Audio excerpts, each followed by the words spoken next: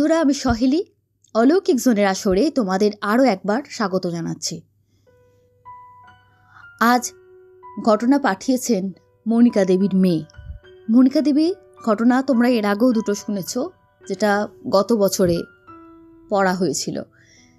উনি পৃথিবী ছেড়ে বহু বছর আগেই চলে গেছেন এবং ওনার মেয়ে অনেকবারই ওনার ঘটনা আমাদেরকে পাঠায়। এটা তেমনই একটা ঘটনা। লিখছেন, মায়ের ছেঁড়া খাতা থেকে তার বলা ঘটনা আপনাদেরকে পাঠাচ্ছি। গ্রাম বাংলার বহুদিন আগেকার একটা ঘটনা। মনিকা, তার মা, বাবা, বোন আর মঞ্জুরি চারজনে পঞ্চবটিতে থাকতেন। তার বাবা রিটায়ার করার পর ওখানে একটি বাড়ি করেছিলেন। তারা আগে কোনোদিন না এখানে থাকতেন না। তাদের আরও জ্ঞাতি আত্মীয় স্বজন কিন্তু এখানে ছিল। কালে ভদ্রে বিয়ে পৈতেতে আসতেন, তাও সবাই একসাথে আসতে পারতেন না। তাদের সাথে দীর্ঘদিন যোগাযোগ ছিল না, দূরে থাকার জন্য এখন কাছাকাছি থাকার জন্য আবার খুব আত্মীয়তা ঘনিষ্ঠতা বেড়ে গেল। 5 জনকে নিয়ে বেশ মানিয়ে গুছিয়ে ভালোই ছিলেন মনিকার মা। একবার মনিকার এক জাততো দিদির বিয়ে, বাড়ির শুদ্ধ সবাইকে নিমন্ত্রণ করেছে, কিন্তু মনিকার বাবা বিশেষ কোথাও যেতে ভালোবাসতেন না। সম্পর্কটা যদিও তার সূত্রে, তারই ভাইয়ের মেয়ের বিয়ে, কিন্তু তিনি যাতায়াত করতেন না বেশি। ওই বিজয় একবার বাড়ি এলে হাসি মুখে কথা বলতেন, কিন্তু যেতেন না। মনিকার মা আর মঞ্জুরি বেশি তাদের বাড়ি যাতায়াত করতেন। ওরা খুব মেলামেশা করতে ভালোবাসতেন। মনিকার মাকেও তারা সবাই খুব ভালোবাসতেন, সম্মান দিতেন। হাঁটা পথে 1/2 ঘন্টার মতো দূরত্বে ওদের বাড়ি ছিল। বাগানের ভেতর দিয়ে গেলে আরো কম সময় লাগতো। মনিকার মা ছিলেন মোটাসোটা মানুষ, খুব একটা যেতেন না কোথাও, কিন্তু সুন্দর সম্পর্ক রাখতেন। মেয়েদের হাত দিয়েই প্রায় দিন এটা ওটা রান্না করে পাঠিয়ে দিতেন। ছোট মেয়ে রোজ যেত। এবার বিয়ে বাড়িতে তো 5 দিন টানা নেমন্তন্ন। অত মোটাসোটা মানুষ বলে মনিকার মা সকালবেলা সেই যে যেতেন, আবার সব কাজকর্ম মিটিয়ে একবারে রাতের বেলা মেয়েদেরকে নিয়ে আসতেন। কেউ না কেউ বাড়ি এসে দিয়ে যেত। সকালে একটু রান্না বান্না করে রেখে বেরিয়ে যেতেন, কারণ মনিকার বাবা আবার বাইরে খাবেন না। ওই বিয়ের দিন বড়জোর যাবেন বিকেলবেলা, তাহলে উনি কোথাও যেতে ভালোবাসেন না। খুব একটা বাড়ির বাইরে বেরোতেন না। রিটায়ারমেন্টের পর শরীরটা ভালো যাচ্ছিল না বেশ কিছুকাল। মনিকা আবার একটু বাপ ভক্ত ছিল, আর বাবার মতোই ঘরকুনো ছিল। দুপুরবেলা মনিকা খাওয়া দাওয়া করে নেমন্তন্ন বাড়ি থেকে বাড়ি চলে আসতো। বাবাকে খেতে দিয়ে একটু দেখাশোনা করে বাবার কাছে থাকতো দুপুরবেলা। আবার বিকেল হতে না হতেই বাবাকে একটু চা করে দিয়ে আবার বেরিয়ে যেত। বিয়ে বাড়ি সারাক্ষণ সেখানেই থাকতো। রাতের বেলা ও বাড়ি থেকে কেউ একজন এসে তাদের সবাইকে পৌঁছে দিয়ে যেত। আবার পরদিন সকালে স্নান সেরে উঠে চলে যেত। সেখানে ভিয়েন বসেছে, বামুন ঠাকুর এসেছে, সেখানেই খাওয়া দাওয়া। এমন করে এই পরপর 2-3 দিন চলছিল। এর মধ্যে আবার মনিকার বাবার একটু ঠান্ডা লেগে সর্দি জ্বর মতো হয়েছিল।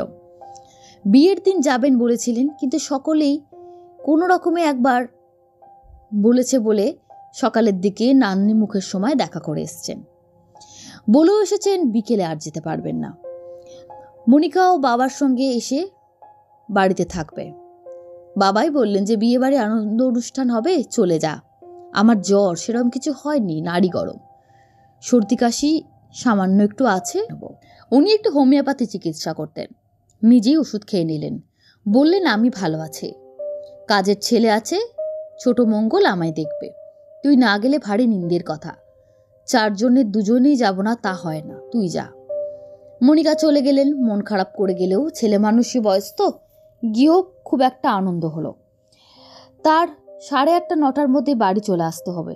গ্রামে সেও বেশ রাত, কিন্তু সেদিন সব সেরে আস্তে আস্তে প্রায় 11টা হয়ে গেল। এবার তারা তো ছাড়বেন না, সবাই খেয়ে নিয়েছে। তারা মনিকার বাবার খাবার পাঠিয়ে দেবেই, কিন্তু ওরা যত বলছে যে বাবা খাবে না, তাও মনিকার বাবার জন্য ওরা খাবার গুছিয়ে পাঠিয়ে দিল।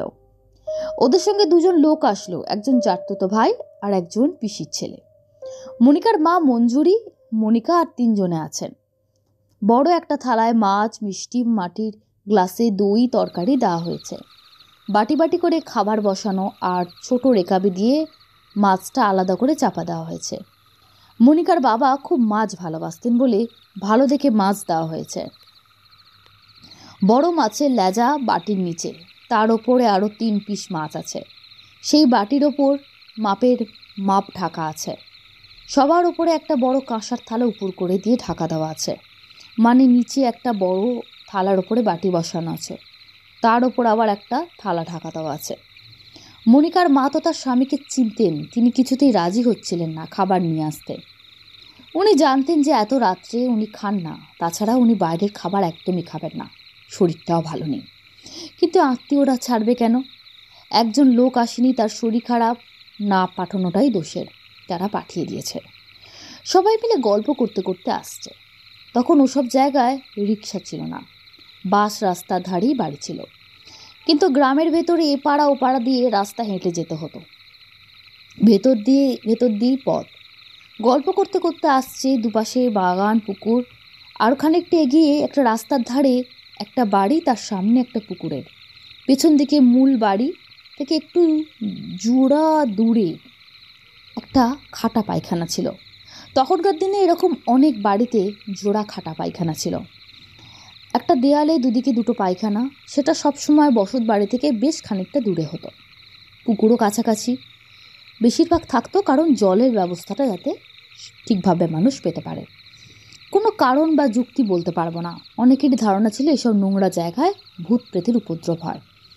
পথের একই ধারে বাঁশবাগান, তার মধ্যে আবার এক ধারে জোড়া পায়খানা, সুতরাং জায়গা একদম ভালো না। সবাই বলতো ও জায়গা একদম পচা। তা 5 জন মিলে গল্প করতে করতে একসাথে আসছে বলে ভয়ের কিছু ছিল না। যখন তারা জোড়া পায়খানার কাছে এসেছে, হঠাৎই জারতো দাদা হঠাৎ বলে উঠলেন, এ বাবা যা! সেই দাদার হাতেই থালা ছিল। সে হঠাৎ থেমে গেল। সবাই থেমে পড়ে বলল, কি হয়েছে? উনি বললেন, কি যেন একটা আমার কাছ থেকে পড়ে গেল। পথে আলো ছিল না, কিন্তু হাতে একটা হারিকেন ঝুলিয়ে আসছিল ওরা। যে পিস্তুত ভাই, সে আলোটা জোর করে দিয়ে দেখলো কি পড়ে আছে। দেখে পায়ের কাছে একটা মস্ত বড় মাছ পড়ে আছে। 4 পিস মাছ দিয়েছিল তারা, তার থেকে বড় লেজার পিসটা মাটিতে পড়ে আছে। সবাই ভারী অবাক হয়ে গেছে। থালার ঢাকা তো সরেনি, নড়েনি, কিচ্ছু হয়নি, হাত থেকে উপর হয়ে পড়েও যায়নি। তাহলে জারতো তো দাদার নিচে একটা হাত, উপরে একটা হাত, এইভাবে চাপা দিয়ে আসছিল। সব ঠিকই আছে, একটু ঝোলও কোথাও পড়েনি, এমনকি চলকায়ও নেই। ওরা সবাই দাঁড়িয়ে পড়েছে। মনিকার মা অত ব্যাপারটা বুঝতে পারেননি, কথা গল্পে মুশকুল ছিলেন। ভেবেছেন খাবার হাত থেকে পড়ে গেছে বলে লজ্জা পেয়ে গেছে বুঝি তার ভাসুরপো। মনিকার মা বললেন, ও পড়ে গেছে তো ঠিক আছে, ও কিছু হবে না, চল বাড়ি যাই। গম্ভীর গলায় মনিকার জারতো দাদা বললেন, না কাকিমা, এভাবে বাড়ি যাওয়া যাবে না। পাশে যে পিস্তুত ভাই ছিল তাকে বলল, তুই ওটা তুলে নে, গায়ত্রী জপ করতে করতে। পিস্তুত ভাই তো গ্রামেরই, সে বুঝেছে অস্বাভাবিকতাটা কোথায়। সে গায়ত্রী জপ করতে করতে মাছটা তুলে নিল। গায়ত্রী মন্ত্র জপ করছে, কিন্তু তার গলা কাঁপছে। এবার মনিকার মা বুঝতে পেরেছেন ব্যাপারটার মধ্যে কোনো গণ্ডগোল আছে। তিনি সব ভূত প্রেতের গল্প জানতেন, তবে অতটা বিশ্বাস করতেন না। এবার তার ভারী অবাক লেগেছে। সত্যিই তো সমস্ত কিছু চাপা দেওয়া, কোথাও কিছু চলকে ঝোলও পড়েনি, কেউ হোঁচট খায়নি। আপনা আপনি বন্ধ থালার মধ্যে থেকে মাছ মাটিতে পড়ল কি করে? মনিকার জারতো ভাই বলল, কাকিমা তুমি আমার হাত ধরো, আর বোনদের বলল, তোরা ভাইয়ের হাত ধরে থাক। ওনার একপাশে মনিকার মা তার হাত ধরে চললেন। মেয়েরা আর ভাইয়েরা হাত ধরে পথ চলতে লাগলো। গায়ত্রী মন্ত্র বেশ জোরে জোরে জপ করতে করতে সেই পিস্তুত ভাই আসতে লাগলো। জারতো দাদাও জোরে জোরে রাম নাম করছেন। এবার তারা হন হন করে হাঁটছে। ভয় পেয়েছে বলেই কিনা জানি না, কিন্তু পেছনে মনে হচ্ছে কে যেন আসছে, বেশ পরিষ্কার পায়ের শব্দ। কেউ গলা খাঁকারি দিয়ে জারতো ভাই বলল, কেউ পেছন ফিরে তাকাবে না, সবাই মা কালীর নাম করো। সত্যিকারে ভয় পেয়ে গেছে, বা সবাই পথে জনপ্রাণী নেই, শুধু থোকা থোকা জোনাকি জ্বলছে। গাছে একটা পেঁচা ডেকে উঠল। এবারে খুব ভয় পেয়ে গেছে সবাই। ঠাকুরের নাম করতে করতে হন হন করে এসে বাস রাস্তায় পৌঁছলো। বাস রাস্তাটা পার হলেই তাদের বাড়ি। কোন রকমে তো তারা বাড়ি এলেন। এসেই দুমদাম করে দরজা ধাক্কা দিচ্ছে মেয়েরা। মনিকার বাবা জেগিয়েছিলেন, তিনি তাড়াতাড়ি উঠে দরজা খুলে দিয়ে বললেন, মাঝরাতে এরকম ধুমধাম দরজা ধাক্কা দিচ্ছ কেন? মনিকার মা কোনো কথা বলছেন না, সবাই এত চুপচাপ গম্ভীর দেখে মনিকার বাবা তো ভারী অবাক হয়ে গেছেন। বিয়ে বাড়িতে কোনো অঘটন ঘটল নাকি? অনেক সময় এমন হয়, বরযাত্রীদের ঝগড়া নিয়ে গণ্ডগোল হয়, বর উঠিয়ে নিয়ে যায়, এসব তো খুবই ঘটে। মনিকার মা বললেন, না না, যেসব ঠিকই আছে, তুমি শুয়ে পড়ো, পরে বলবো খন। মনিকার বাবা ভারী অবাক, এরকমভাবে বলছে কেন? যাই হোক, মনিকার সেই দাদারা ঘরের ভেতর ঢুকলেন, থালাটা রেখে তার ওপর বড় লোহার বাটি চাপা দিলেন। তারপর বললেন, তোমরা যে যার বাইরের কাজ সেরে নাও একেবারে, রাতে আর বাড়ির ঘরে বাইরে বেরোবার দরকার নেই। মনিকার বাবাকে ডেকেও বললেন, কাকা, তোমার তো শরীর ভালো না, কল ঘরে বা পায়খানা গেলে এখন ঘুরে নাও, রাত্রে আর বেরিও না। মনিকার বাবা বললেন, কেন বেরোবো না? কি হয়েছে? কি হয়েছে? বাঘ বেরিয়েছে নাকি? তখন পঞ্চবটিতে বেশ বাঘরোল বের হতো। এদের ভাবসাব অতি রহস্যময়। যাই হোক, সবাই বাইরের কাজ মিটিয়ে ফেলল। তো দাদা এবার মনিকার মাকে আড়ালে ডাকলো, কাকি একটু শোনো। তারপর আড়াল থেকে একটু ডেকে নিয়ে গিয়ে বলল, এই খাবারগুলো এখন এভাবেই চাপা দেওয়া থাকবে। রাত্রিবেলায় তোমরা অনেক দরজায় শব্দ, ডাকাডাকি, পায়ের শব্দ পেতে পারো। দরজা কোনো মতে খুলবে না, কেউ উঠবে না সকলের আগে। সকালে আমি একবার আসবো, এসে বাইরে মাটি করে সব পুঁতে দিয়ে যাব। মঞ্জুরি বলল, তা মাছটা তো ওখানে ভূতে পাওয়া যখন ফেলে দিলে আসলি পারতে। দাদা বলল, সেটা নিয়ম না, ওই মাছটা ওখানে ফেলে দিয়ে এলে ওরাও লোভে লোভে পেছন পেছন আসতো আর আমার ওপর ভর করে মেরে ফেলতো। এখানে নিয়মই আছে, ওই মাছ আর কেউ খাবে না, ও মাটিতে পুঁতে ফেলা হবে। ওই মিষ্টি মিষ্টি যদি তুমি ফেলে রাখো মাটিতে দিনের বেলাতেও, তাহলেও কুকুর বেরোলো, সে খাবার খাবে না। আমরা অনেকবার নিজের চোখে দেখেছি। মনিকার মা প্রচণ্ড ভয় পেয়ে গেলেন। তোরা তাহলে এখন ওই জায়গার উপর দিয়ে যাবি কি করে? তারা বলল, আমরা না ফিরলে বাড়ির লোক চিন্তা করবে, আমরা ঘুরপথ দিয়ে যাব। যেতে দেরি হবে বটে, আমরা মালঞ্চ ঘুরে বাড়ি চলে যাব। দুজনেই গায়ত্রী মন্ত্র জপতে জপতে চলে যাব। তুমি চিন্তা করো না, দরজা দিয়ে শুয়ে পড়ো। কিছু করার তো নেই, ওরা ভয়ে ভয়ে দরজা দিয়ে শুয়ে পড়ল। সত্যি ওরা যদি বাড়ি না ফিরে তাহলে তো বেশ চিন্তার কথা। এবার সারা রাত্রি ওরা শুনছে, ওদের যে মস্ত বড় খোলা বারান্দা ছিল, সে বারান্দায় কেউ চলাফেরা করছে, হাঁটছে। মনিকার বাবা এসব জানেন না। তিনি বললেন, বাইরে কে চলছে একবার দেখ তো। দুবার হাঁক দিলেন, কে রে বাইরে? কেউ উত্তর দিল না। মনিকার মা বললেন, ছাড়ো না, ও ভুলু কুকুরটা এসেছে। মনিকার বাবা বললেন, কোনো জন্তু জানোয়ার বলে মনে হচ্ছে না, মানুষের মতন শব্দ। মনিকার মা একটু বকাঝকা দিলেন, বলে, তোমার তো গায়ে জ্বর, এত কি দরকার, ঘুমিয়ে পড়ো তো বাবু। মনিকার বাবার শরীর খারাপই ছিল। খানিক বাদে উনি ঘুমিয়ে পড়লেন। সারা রাত দুই মেয়ে আর মা ঘুমোতে পারেনি। বারান্দায় পরিষ্কার মানুষ পায়চারি করে যাচ্ছে। খানিকক্ষণ বাদে দরজায় কুটকুট দুবার আলতো শব্দ হলো। ভয়ে কাটা হয়ে ওরা সারা রাত শুয়ে রইল। সকালবেলা বেশ আলো ফুটতে সেই দাদা এলেন। উনি তখন এসে বললেন, সব ঠিক আছে তো? ফিসফিস করে মনিকার মা বললেন যে সারা রাত বারান্দায় কে চলাচল করেছে, দুবার টক টক করে শব্দ হয়েছে দরজায়। উনি গায়ত্রী মন্ত্র জপ করতে করতে প্রথম মাটি খুললেন, তারপর সব মাছ খাবারটা এনে তার মধ্যে ঢেলে দিলেন। দিনের বেলা হতে তো সব কথা মনিকার বাবাকে বলা হলো। উনি প্রচণ্ড রাগারাগি করলেন, বলে, বিয়ে বাড়ি থেকে রাত্রে খাবার নিয়ে আসা দরকারটা কি ছিল? উনি তো খাবেন না, ওরা তো জানতো। কিন্তু আত্মীয় স্বজনের মধ্যে এত মেজাজ করলে হয় না। বললেন, এসব কথা কাউকে বলার দরকার নেই, যা হবার হয়ে গেছে। দাদা চলে যেতে দেখা গেল। দুয়ের মাটির গ্লাসটার গর্তে দেওয়া হয়নি।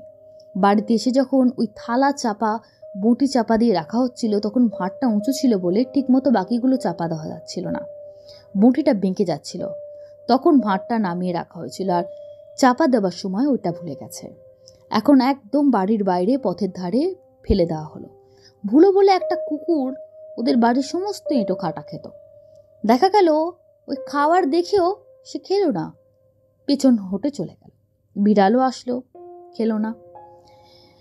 পঞ্চবটিতে তখন এমনই পাতি কাক একটা ছিল না, দু চারটে দাঁড় কাক ছিল। কাক উড়ে এসে ঘাড় ঘুরিয়ে দেখলো, উড়ে চলে গেল। তেমনি ওই দই ওইভাবে পড়ে পড়ে শুকিয়ে গেল, কেউ খেলো না।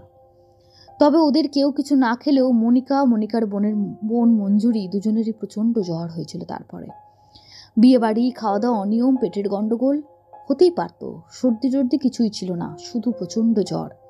সারা রাত তারা ভয়ের স্বপ্ন দেখত। হতে পারে ঘটনার জন্য একটা ভয় তাদের মনে ছড়িয়ে গেছিল।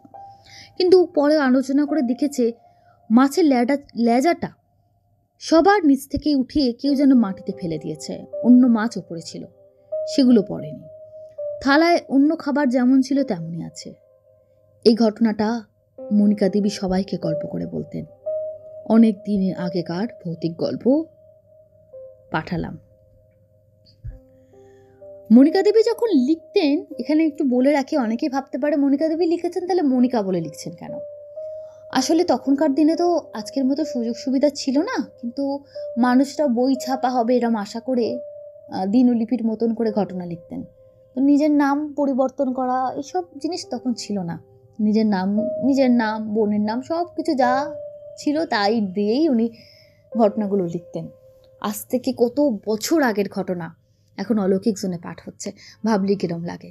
উনি যেখানেই থাকুন ওনার আত্মার শান্তি কামনা করছি, এই আশা রাখি যে উনি যেখানেই থাকুন খুশি হয়েছেন।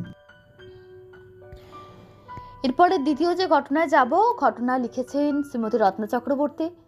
রত্না চক্রবর্তীর ঘটনা মানে বুঝতেই পারছো, উনি প্রচুর এরকম অলৌকিক ঘটনায় রিসার্চ করেন, সেভাবেই এই ঘটনাটিও উনি পেয়েছেন। কথা না বাড়িয়ে সরাসরি চলে যাচ্ছি ঘটনায়। লিখছেন, এই ঘটনাটা ঘটেছিল যে ভদ্রমহিলার সাথে, তার নাম ঝর্ণা। ভদ্রমহিলা খুব ঈশ্বর ভক্তি ছিলেন। তার শাশুড়ি ভগবতী দেবী ও খুব ঈশ্বর ভক্ত। তবে তারা খুব গোঁড়া পরিবার, বিশেষত শ্বশুর ভীষণ নিয়মনিষ্ঠ ছিলেন আর খুব জাতপাত মানতেন। এমনিতে মানুষ ভালো, ধার্মিক, ধান করতেন, সব কিছু। অল্প বয়সে মারা যান। তার স্ত্রী ভগবতী দেবীও খুব বুদ্ধিমতী এবং খুব ভক্তিমতী ছিলেন। তিনি নাকি তারা মা পেয়েছিলেন। তার ঘরে ঠাকুরের আসনে একটা তারামার ছবি ছিল, খুব জাগ্রত। সেটাকে সুন্দর চুমকি টুমকি দিয়ে সাজিয়েছিলেন। হাস্যময়ী তারামার ছবিটা পুজোর আসনে যেন জল জল করত। তার বাড়িতে অনেকে পুজো দিতেও আসত। তিনি নাকি স্বপ্নে ওই তারামার দর্শন পেয়েছিলেন। তারামা তাকে বলেছিলেন খুব শিগগিরই তিনি একটা তারামার ছবি পাবেন, তাকে যেন বাঁধিয়ে নিয়ে সুন্দর করে তারা পুজো করেন। ব্রাহ্মণ পুরোহিতের দরকার নেই, তার কাছে পুজো চান। সত্যি পরের দিন এক অল্প পরিচিত ভদ্রলোক তাদের কাছে তারামার ছবিওয়ালা ক্যালেন্ডার দেন। সেদিন ছিল বাংলা নববর্ষ। এই ক্যালেন্ডার দেবার মতো সম্পর্ক কিন্তু ভদ্রলোকের সাথে তাদের ছিল না। আগে বা পরে কোনোদিন তারা দেয়ওনি, তখনই দিয়েছেন এবং তার মা সঙ্গে সঙ্গে এনে বাঁধিয়ে দিয়েছেন। পাড়া প্রতিবেশী অনেকেই সে তারামাকে দেখতে আসতো। যে যা মনস্কামনা করেছে পূর্ণ হয়েছে। ফলে সে তারামার আর তার সাথে ভগবতী দেবীর খুব নাম মহিমা চতুর্দিকে ছড়িয়ে গেছিল। বৃদ্ধ বয়সে ভগবতী দেবী মারা গেলেন। ওনাদের বাড়ির সবাই ছিল ঈশ্বর ভক্ত, মানুষটা ভালোও ছিলেন। তারপর তো দেশের ভারী সম্পত্তি ভাগও হয়ে গেছে। ওরা দেশের পাট মিটিয়ে শহরে চলে এলেন। সেই তারামার ফটোটা নিয়ে আসেন। তারা ঠাকুরের আসনে তারামাকে রেখে দেন। ঝর্ণাও পুজো করতেন। শাশুড়ির সঙ্গে তো তিনি কখনো পুজো করেননি, শাশুড়ি বিধবা মানুষ, সংসারে কাজ করতেন না, শুধু পুজো আচ্ছা নিয়েই থাকতেন। তারপর যখন ঝর্ণার ছেলেমেয়ে ছোট, সংসারের কাজ মিটিয়ে ছোঁয়াছুঁই মেনে পুজোর দিকে যাবার সময় হতো না। কাজেই পুজোর নিয়ম কানুন উনি কিছু জানতেন না, কিন্তু অন্তর থেকে ভক্তি দিয়েই পুজো করতেন। ওনার বাপের বাড়িতে এত পুজো পার্বণ, এত মানামুনি ছিল না। তার একটা ছেলে, একটি মেয়ে। তারা মোটামুটি সুশ্রী, লেখাপড়া শিখেছে, ভালো সন্তান বলা চলে। ছেলে পুরো ঠাকুরদার মানে কেটে বসানো মানে একদম ঠাকুরদার স্বভাব, তার মতো সুদর্শন, একই রকম। সবাই বলতো ঠাকুরদার পুনর্জন্ম হয়েছে। যুগ আধুনিক হয়েছে, জাত পাত ধর্ম নিয়ে মাতামাতি বাড়াবাড়ি কেউ করে না, করলে লোকেরা আজকের যুগে নিন্দে বাড়ে। কিন্তু ঝর্ণার স্বামীও জাত মানতেন, কিন্তু খুব একটা বাড়াবাড়ি করতেন না।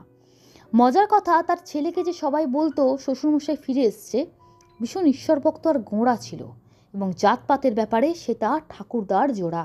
ঠাকুরদার মতন একই মনোভাব, ভীষণ বাড়াবাড়ি ছিল। তাই নিয়ে সে কারোর সঙ্গে ঝগড়া দ্বন্দ্ব করেনি, কিন্তু নিজের নিজের চিন্তা থেকে এক চুল সরত না।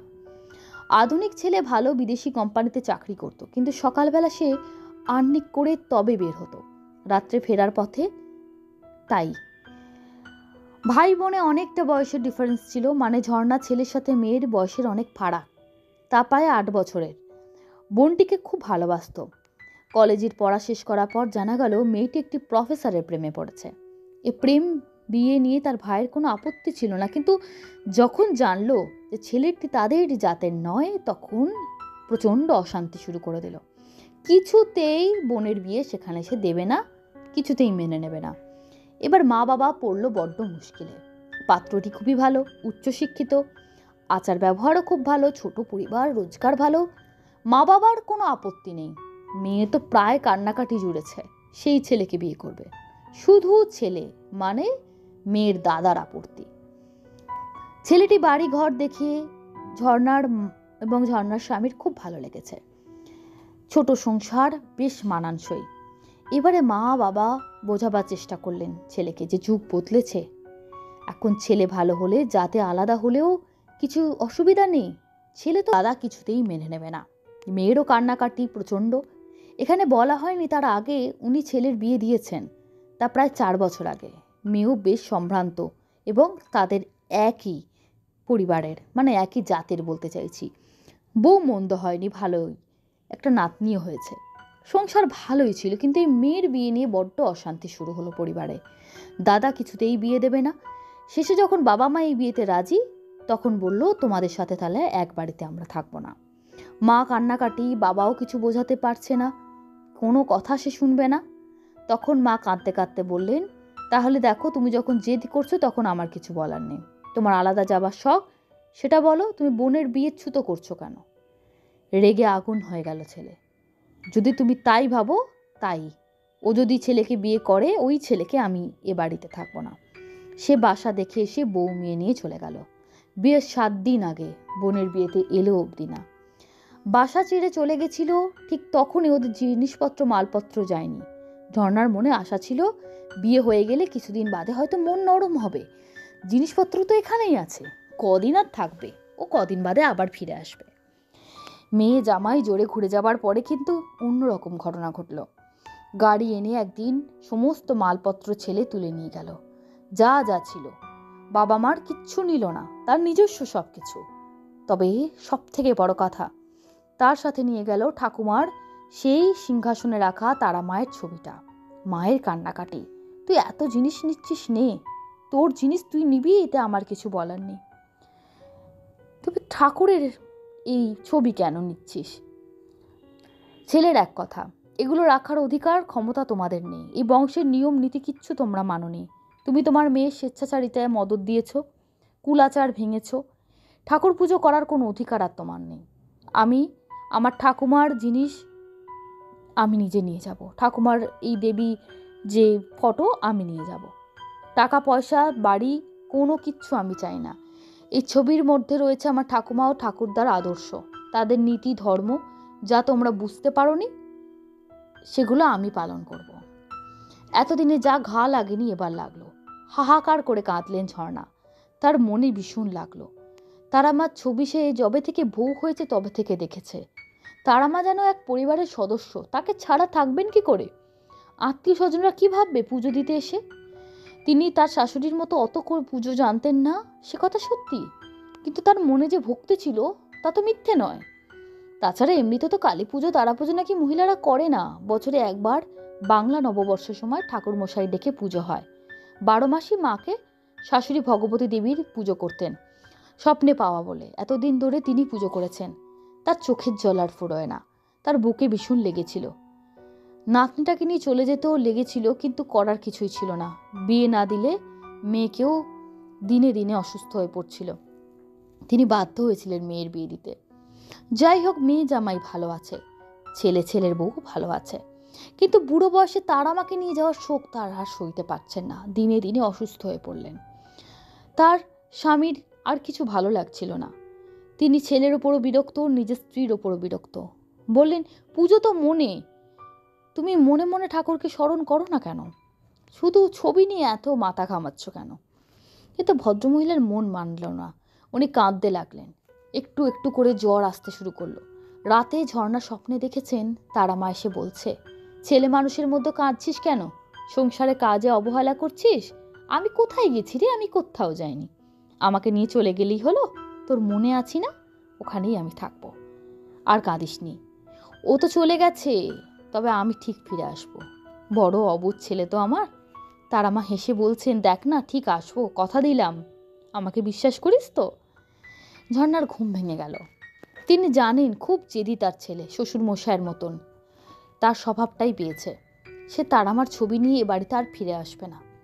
তবে তার জ্বরটা সেরে গেছে, যেন মা তারার ওই আশ্বাসটা তার মনে গেঁথে গেছে যে সত্যি মা যখন বলেছে তাহলে মা আছে, তাহলে মা কোথাও যায়নি, মা রুষ্ট হননি। যেই মেন ভয়টা ছিল যে মা বোধহয় রুষ্ট হয়ে গেছেন, যার জন্যই ছেলে তো নিমিত্ত মাত্র, হয়তো মাই চলে যেতে চেয়েছেন, কিন্তু মা এই যে স্বপ্নে দেখা দিলেন, মায়ের স্বপ্নাদেশটাই মনে একটা জোর এলো যে না, মা যাননি। সেদিন সন্ধ্যাবেলা তার দরজায় কলিং বেলের শব্দ। স্বামীর অফিসের এক বন্ধু তার স্ত্রী ছোট নাতিকে নিয়ে বেড়াতে এসেছে। তবু ভালো, মনটা একটু অন্যদিকে যায়। এদিকে মেয়ের বিয়েতে নেমন্তন্নে তারা আসতে পারেনি, তাই পরে এসেছে। মেয়ের জন্য কোমরের চাবির রিং এনেছেন, খুব সুন্দর উপহার। স্বামী আর রান্না করতে করতে ঝর্ণার খুব মনে হলো যে সত্যি আজকে আমার নাতনি যদি থাকতো। খাবার আগে বন্ধু স্ত্রী বললেন, এই তোমার জন্য না একটা জিনিস এনেছি, দিতে ভুলে গেছি। ভদ্রমহিলা বার করে দিলেন একটা মূর্তি, তারা মায়ের, বেশ বড়, পেতল দিয়ে তৈরি, ঝকঝক করছে। হতভম্বের মতো মূর্তি নিয়ে দাঁড়িয়ে রইলেন ঝর্ণা। স্বপ্নে একদিন আগে মা বলেছেন, আমি আছি, আমি তো কোথাও যাইনি। আর ঠিক একদিনের মাথায় মায়ের মূর্তি, তাও পেতলের, বাড়িতে। ঝর্ণার চোখ দিয়ে ঝরঝর করে জল গড়িয়ে গেল। মা যে কথা রেখেছেন, তার মানে শুধু মনের ভ্রম না, মা সত্যিই স্বপ্নাদেশ দিয়েছিলেন। ভদ্রমহিলা বললেন, আমি বললাম না বোনের বাড়ি গেছিলাম, বোনের ননদের বিয়ে উপলক্ষে। ওখান থেকে ফেরার সময় শান্তিনিকেতন তারাপীঠ ঘুরে এলাম। তারাপীঠে গেছিলাম রাত্রেবেলা, তখন ঘুমন্ত। স্বপ্নে দেখলাম তোমার শরীর খারাপ, কান্নাকাটি করছো, দেখে তোমার জন্য মন খারাপ হলো। সবার জন্য জিনিস কিনেছি। মনে হলো কি কিনি, তারপর ভাবলাম তুমি তো তারা মায়ের ভক্ত, পুজো আচ্ছা করো, বলেছিলে তারা মার জন্য ছবি আছে, কাপড় পরানো যায় না।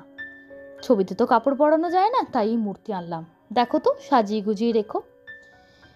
কে কি ভাবছে ঝর্ণা আর ভাবতে পারছে না। ছোট শিশুর মতো ঝরঝর করে কেঁদে ভাসালো।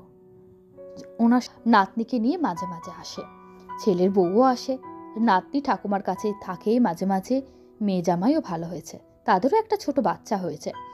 ঝর্ণার স্বামীও ভালো আছে, যা একটু বয়সের অসুস্থতা, প্রেশার, সুগার, দাঁতের সমস্যা, এই আর কি। বরং নিজে নিজে আরো বেশি পুজো করতে শিখে গেছে।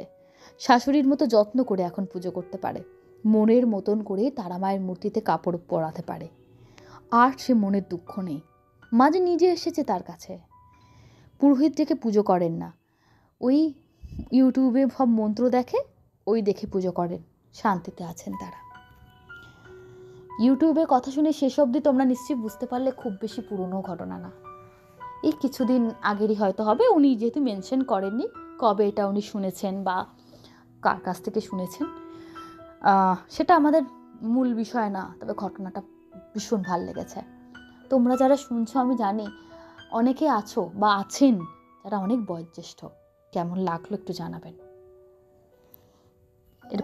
এরপর চলে যাচ্ছি কমেন্ট বক্স সেকশানে। কমেন্ট করেছেন শুভম পাল, সহেলি, এটা 395তম এপিসোড, 400 নম্বর যেন ভালো হয়, আশা করছি ভালো করতে পারবো। তোমাদের আশীর্বাদ, তোমাদের ভালোবাসা থাকলে অবশ্যই পারবো। Sujata Saha, very sad story indeed. User WM3CO4DK, বাইরে ঠান্ডা, লেপের ভেতর হেডফোন দিয়ে ঘটনা শুনছি, খুব ভালো লাগছে। দোলা মুখার্জি, হ্যালো সহেলি, খুব সুন্দর উপস্থাপনা তোমার, নতুন করলে বলার কিছু নেই, সত্যি হিংসার জন্য কিভাবে একটা পরিবার নষ্ট হয়ে গেল। ইউজার 31BM4MX7 লিখেছেন, আজকে ডাউনলোড করে রাখলাম, কালকে শুনবো। আচ্ছা। দীপা বোস, আরেকজন আছেন দীপা ব্যানার্জি, আচ্ছা দুজন দীপা, অমার্জনীয় অপরাধ করেছিলেন ছোট বৌমা। সম্প্রীতিশীল অমিতা ঠাকুর কমেন্ট করেছেন, অমিত দুবে কমেন্ট করেছেন, জয় মুখার্জি কমেন্ট করেছেন, Shiv daily blogs, Pratanu Banerjee comments করেছেন, সিনচেন লিখেছে, ওনার কি হয়েছিল, অন্যের ক্ষতি করে নিজে কখনো ভালো থাকে না, ঘটনাটি তার প্রমাণ, সত্যিই তাই। দুলাল দত্ত, এসব ঘটনাগুলো একেবারে বাজে, কোনো ইন্টারেস্ট নেই। মাধুরী দাস, খুব ভালো লাগলো, পাপ কোনোদিন কাউকে ছাড়ে না। আগের জন যিনি লিখলেন তাকে একটা কথাই বলবো, তিনি আগের না তার আগের ঘটনা সম্পর্কে কমেন্ট করেছেন। দেখুন, আপনি বাজে বলেছেন বলেই যে আমি আপনাকে দুটো খারাপ কমেন্ট করবো, একদমই না। খারাপ মানুষের লাগতে পারে, সে চাইলে বলতেই পারে, এতে কোনো অপরাধ কিছু নেই।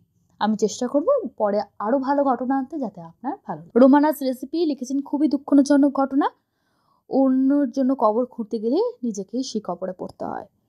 সুরঞ্জন সরকার লিখেছেন, দারুণ হয়েছে দিদি। চন্দন সরকার লিখেছেন, ঘটনাটা সত্যিই মর্মান্তিক। তনুশ্রী ঘোষ, খুব ভালো লাগলো ঘটনাটা। মামুন রয়, কেমন লাগলো শৈলী, আজকের গল্পটা শুনে মনটা খুব খারাপ হয়ে গেল। কোয়েল মল্লিক লিখেছেন, দিদি আমি কৃষ্ণনগরের মেয়ে, বাট আমার হাজব্যান্ড কাজের সূত্রে আমি হাজব্যান্ডের সঙ্গে পাঞ্জাবে থাকি। সুজাতা ঘোষ লিখেছেন, চোখে জল এসে গেল। রহমান ইন্তেকাব, সত্যি খুব উপভোগ করছি। উনি বাংলাদেশের সিম্বল আছে। অনেক ধন্যবাদ। আপনার এইটা একবারে সত্যি ঘটনা, শুনেই বোঝা যাচ্ছে। কমেন্ট তার নাম দেখা যাচ্ছে না, শুধু ইউজার BU474S লিখেছেন, খুব রিয়েলিস্টিক, বেশ ভাবিয়ে তোলার মতো।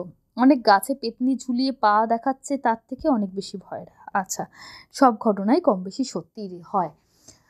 গাছে পেতনি পা ঝোলাচ্ছে, সেই ঘটনাও কিন্তু অলৌকিক জোনে আছে। সেগুলো যে মিথ্যে তা না, অ্যাকচুয়ালি বিশ্বাসের ওপর ডিপেন্ড করে সব কিছু।